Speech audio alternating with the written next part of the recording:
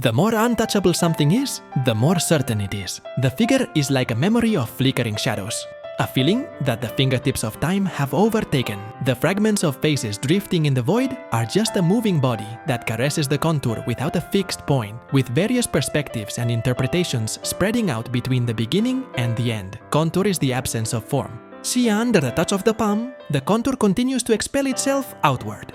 What the palm is convinced of is always the contour that is already gone, and what the finger perceives is the aftermath of the vibration of the dissipation of now time. When absence itself takes form as a structure lurking in the margins, like a shadow inhabiting memory, every aspect of the world is given form at the moment it refuses to be seen. As for light to illuminate a form, is also to produce and cast down a shadow. The contours of a face are stroked to refuse to be touched. The form is engraved in order not to be fixed. The act of stroking itself creates and erases form. The contour is left on the periphery of existence, and its leaving behind draws time.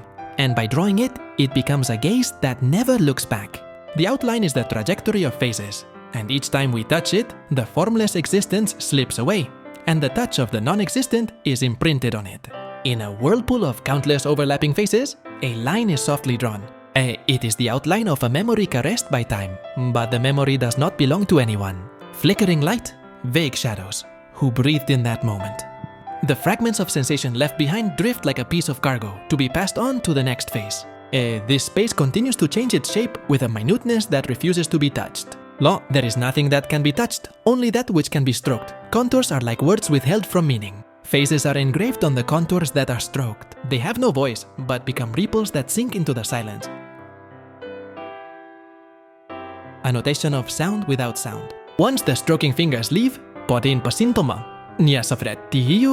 contours take on a new form. To leave is not to lose, but rather to know that it is the beginning of creation. On the day when the stroking hand eventually stops, the face waits for the next traveler.